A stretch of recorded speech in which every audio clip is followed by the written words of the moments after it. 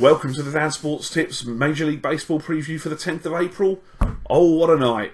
We had a good one yesterday. Matt Kemp for the home run and San Diego to win. Obviously, he hit two, had a great performance. That brought us in the 9-1 winner. We also hit on Cincinnati -1.5. However, Brandon Phillips sadly didn't come in and they didn't get to the, I think it was 7.5 runs was the line. However, overall, we had a very good night, which, as we're only a week into the season, is a fairly solid start. Let's have a look at today's games. Starting off with the Boston Red Sox at the Toronto Blue Jays. These two teams are combining for a lot of runs. Toronto will send Marco Estrada to the hill today. He is 1 year removed from leading Major League Baseball in home runs allowed for a pitcher. Now, he was very good last year. Has he fixed it, or is it a fluke? I guess we'll find out. Against Boston last year, he went 2-1, but he did get some run support because his ERA in those games was over 6. And Boston's offense has been excellent so far this year. Stephen Wright, the knuckleballer, will oppose for Boston. He's only pitched in relief against the Blue Jays in his career, and the only time he did so last year, he did allow 3 runs in 2 innings, which is slightly concerning. I want to take Boston, and I'm going to take Boston.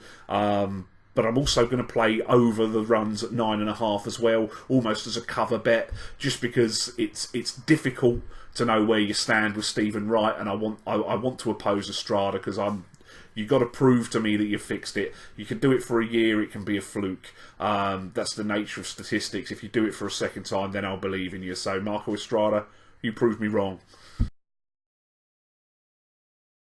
Tampa Bay Rays and the Baltimore Orioles will continue tonight. Jake Odorizzi will pitch for Tampa Bay. He has struggled mightily in his career at Camden Yards. 1-2 with a 7.20 ERA. Baltimore are undefeated, and they're playing a pitcher that's had issues with them historically. However, they're throwing Vance Worley out on the hill tonight, and I don't want to be supporting Worley really.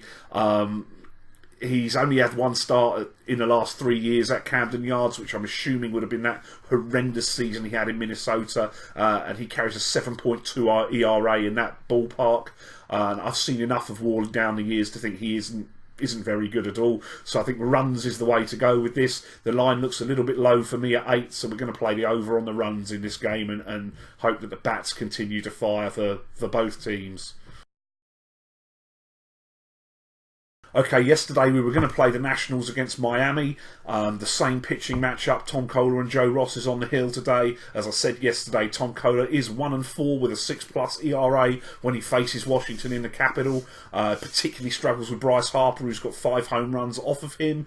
Joe Ross did come up and pitch in the rotation in relief of Strasburg when Strasburg got hurt last year, and he did show some good signs, particularly at home where he was 4-2 with a 2.44 ERA. We're going to play the Nationals on run lines, we're going to buy a couple of runs, and we'll go back to Bryce Harper to hit a home run and Washington to win the game, and hope that the Nationals bullpen holds it together and doesn't put us through the mill as they have a habit of doing in recent games.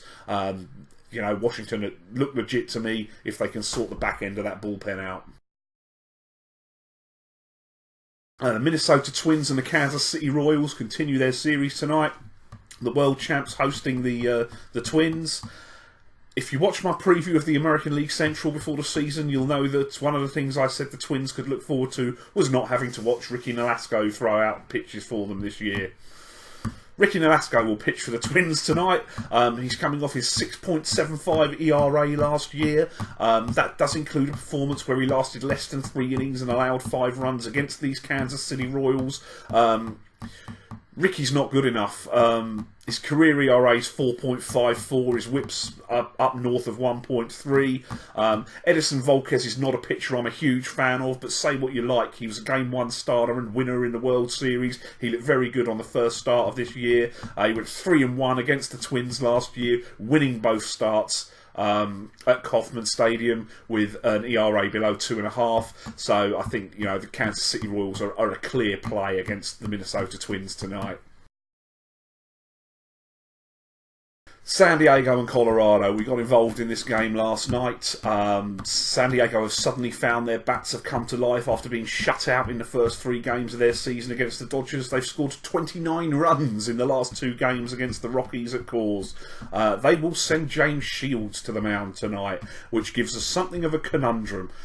Shields is 6-1 lifetime against the Colorado Rockies, and 6 in a row. He's 6-0 his last 6. But he led Major League Baseball in home runs allowed last year. Now, you're pitching at altitude, you're pitching at Coors, you don't want to be a fly ball, home run tendent pitcher. So, where does that leave us with San Diego? Chad Bettis, who will pitch for Colorado, struggled in the opener for the Rockies, but he's unbeaten against San Diego for his career. Where do we go with this? I mean, Nolan Arenado and Charlie Blackmon for the Rockies each have 3 home runs off of Shields. What I'm going to do is, Shields a right-handed pitcher, you generally look for a lefty against him.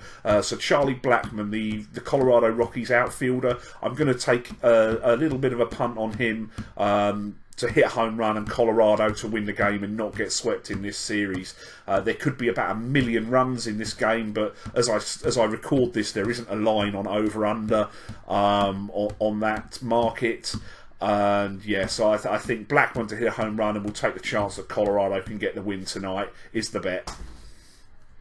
I did also look at playing the Braves to get their first win on the board tonight. I looked at the White Sox against Cleveland as well, and I also did look at Texas against the Angels because I'm looking to oppose Weaver, but I wasn't quite convinced enough for them. I think the Cubs with Arrieta on the mound tonight are probably money as well, but I don't like to take odds on about run lines, and particularly against a pitcher like Shelby Miller, who despite his first start of the year with the 1 bad inning where he gave up a lot of runs, he's got a reasonably good ERA. He's got decent performance against the Cubs as well, and taking -1.5 at odds on just doesn't really do it for me in that sort of matchup. So I'm going to leave the plays at that. I'm going to wish you all the best of luck if you're having a play today.